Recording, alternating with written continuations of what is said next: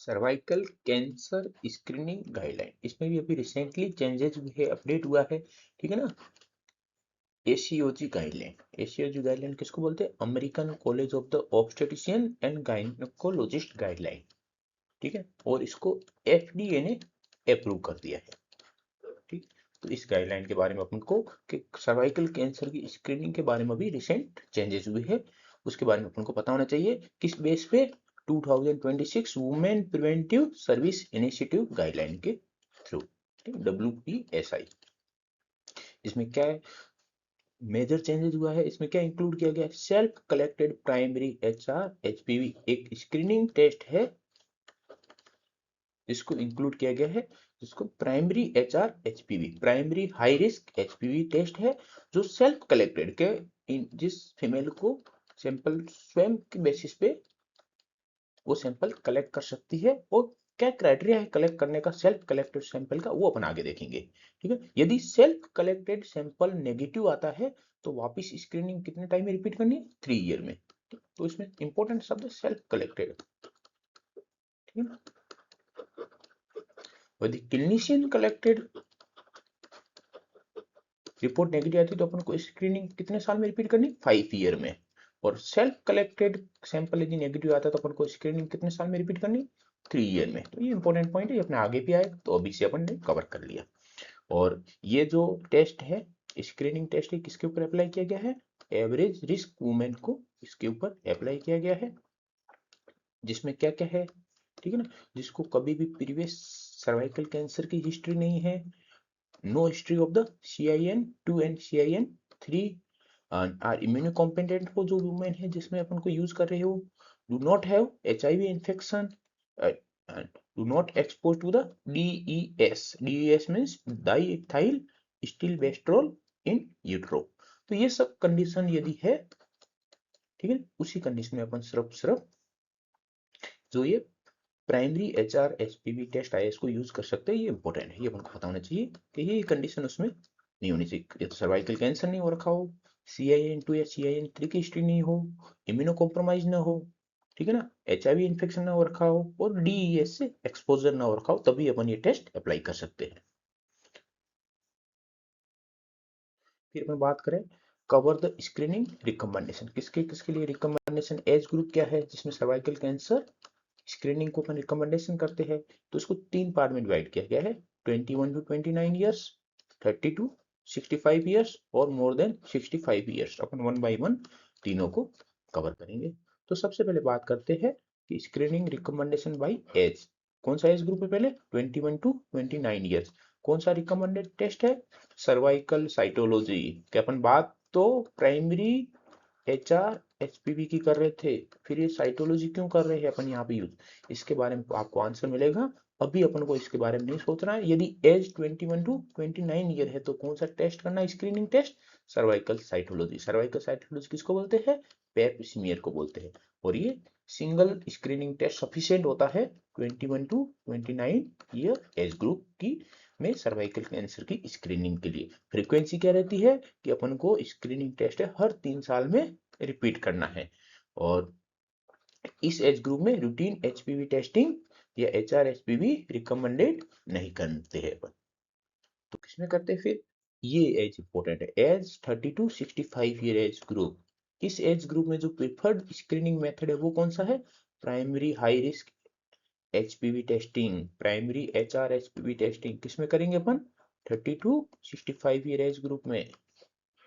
और ये किसने अप्रूव किया है इसको?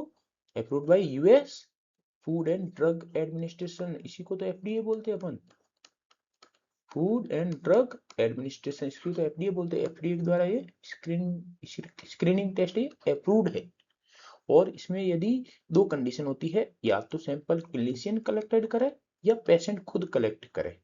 यदि क्लिनिशियन कलेक्ट करा सैंपल तो अपन को स्क्रीनिंग हर 5 साल में रिपीट करनी है, क्योंकि जो सैंपल होगा वो एक्यूरेट होगा। यदि पेशेंट सैंपल कलेक्ट कर रहा है उस कंडीशन में हो सकता है इनएक्यूरेट हो सैंपल, इसलिए अपन को हर 3 साल में स्क्रीनिंग टेस्ट रिपीट करना है।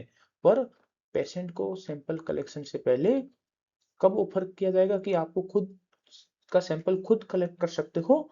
जब FDA अप्रूव्ड किट यूज की जाए या ठीक है ना, उसको ऑर्डर्ड या अप्रूव्ड बाय द क्लिनिशियन के द्वारा वो किट अप्रूव की गई हो, उसी से आप सेल्फ सैंपल कलेक्ट कर सकते हो।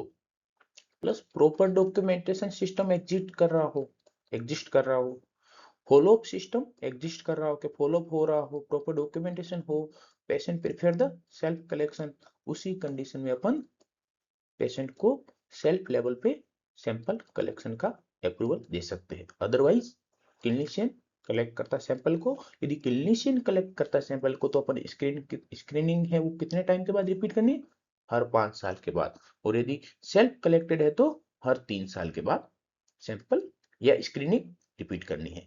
अब ये है कि यदि ये मेथड अवेलेबल ही नहीं है तो अपने पास और ऑप्शन भी होना चाहिए, ठीक है ना। एक्सेप्टेबल अल्टरनेटिव मेथड क्या है, को टेस्टिंग है। को टेस्टिंग में क्या इंक्लूड होता है, पेप स्मीयर। को टेस्टिंग मींस दो टेस्ट एक साथ होंगे, तो पेप स्मीयर हो गया साइटोलॉजी, दूसरा हो गया एचपीवी डीएनए टेस्टिंग। दोनों मेथड को साथ मिलाते हैं, वो दोनों को साथ मिलाए तो अपन को स्क्रीनिंग कितने टाइम के बाद रिपीट करनी है, हर 5 साल के बाद स्क्रीनिंग रिपीट करनी है। कब यूज करते, जब primary HR HPV testing unavailable है या पेशेंट प्रिफर करता है, काउंसलिंग करने के बाद भी वो कोड टेस्टिंग को प्रिफर कर रहा है, उस कंडीशन में अपन को कोड टेस्टिंग परफॉर्म करनी है। ठीक है, अब एक और कंडीशन आती है कि अपने पास न तो ये टेस्ट अवेलेबल है न कोड टेस्टिंग अवेलेबल है, उस कंडीशन में अपन साइटोलॉजी एलोन, ठीक है, पेप स्मीयर की पेप स्मीयर के थ्रू स्क्रीनिंग करते हैं सर्वाइकल कैंसर के लिए। कब, जब अपने पास ना तो ये primary HR HPV testing available है, नहीं को टेस्टिंग अवेलेबल है, या पेशेंट अपने चूज करता है, कंसेंट देता है साइटोलॉजी के लिए उसको काउंसलिंग के बाद। ठीक है, उस कंडीशन में अपन cytology alone screening test perform करते हैं। पर यदि एलोन कर रहे, सिर्फ सिंगल साइटोलॉजी टेस्ट परफॉर्म कर रहे, तो अपन को स्क्रीनिंग जो ड्यूरेशन है वो कम करना पड़ेगा, हर 3 साल में अपन को स्क्रीनिंग रिपीट करना पड़ेगा। ठीक है, अपन इसको प्रिफर नहीं करते क्योंकि pap smear less sensitive than the HR HPV testing से लेस सेंसिटिव है, इसलिए अपन इसको प्रिफर नहीं करते हैं। पर यदि अपने पास यदि कंडीशन ही वैसी है तो उस कंडीशन में अपन को ये परफॉर्म करना होता है। थर्ड एज क्राइटेरिया क्या अपना, वुमेन ओल्डर देन 65 ईयर। इस एज ग्रुप में अपन रूटीन स्क्रीनिंग रिकमेंडेड नहीं करते हैं if the adequate previous screening हो रखी हो। एडिक्वेट स्क्रीनिंग क्या बोलते हैं, किसको बोलते हैं अपन, कि जब उसको कि लास्ट 3 कंसेक्यूटिव नेगेटिव पेप स्मीयर का रिजल्ट हो गया, लास्ट के जब 3 पेप स्मीयर किए थे वो तीनों का रिजल्ट है वो नेगेटिव आया हो, या फिर लास्ट के जो 2 कंसेक्यूटिव नेगेटिव कोर टेस्ट के लास्ट के जो 2 टेस्ट किए थे वो उनका रिजल्ट नेगेटिव आया हो, तो उस कंडीशन में अपन को रूटीन स्क्रीनिंग की जरूरत नहीं है। और ये कब होना चाहिए कि लास्ट जो भी अपने 3 टेस्ट पेप स्मीयर के किए हैं या 2 टेस्ट अपने को टेस्ट के किए हैं, वो लास्ट के विथ इन 10 ईयर में परफॉर्म किए हैं, उसमें से भी मोस्ट रिसेंट टेस्ट है वो पेप का विथ इन लास्ट 3 ईयर में होना चाहिए, और कोड टेस्ट है वो विथ इन 5 ईयर होना चाहिए, और सबका रिजल्ट नेगेटिव होना चाहिए। ठीक है, नेगेटिव होना चाहिए, तभी उसको अपन बोलेंगे उसको रूटीन स्क्रीनिंग टेस्ट की जरूरत नहीं है फॉर सर्वाइकल कैंसर।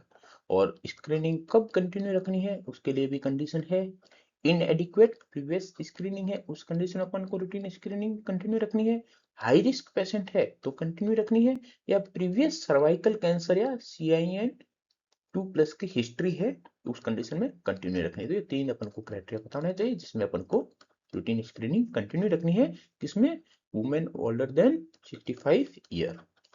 और यदि कोई वुमेन है जिसको हिस्टेरेक्टोमी हुई रही है, जिसके यूट्रस को रिमूव कर दिया गया है, ठीक, उस कंडीशन में स्क्रीनिंग की जरूरत नहीं है। No screening required after the total hysterectomy if there is a no history of CIN 2+ cervical cancer और हाई ग्रेड लेशन की हिस्ट्री नहीं है, और हिस्टेरेक्टोमी भी रिमूव हो रखी, उस कंडीशन में उस औरत में, उस वुमेन में अपन को स्क्रीनिंग की कोई जरूरत नहीं है। ये इंपॉर्टेंट पॉइंट है।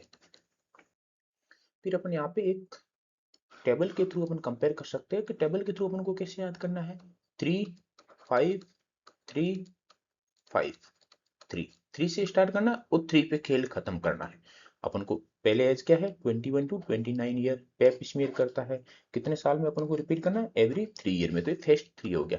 फिर अपन 30 to 65 ईयर की बात करें कि प्राइमरी HR HPV सैंपल है, ठीक है, टेस्ट है स्क्रीनिंग टेस्ट, इसका सैंपल क्लिनिशियन ने कलेक्टेड किया है तो अपन को टेस्ट कितने टाइम में रिपीट करना है, एवरी 5 ईयर में। सेल्फ कलेक्टेड है तो एवरी 3 ईयर में, तो ये 5 और 3 हो गया।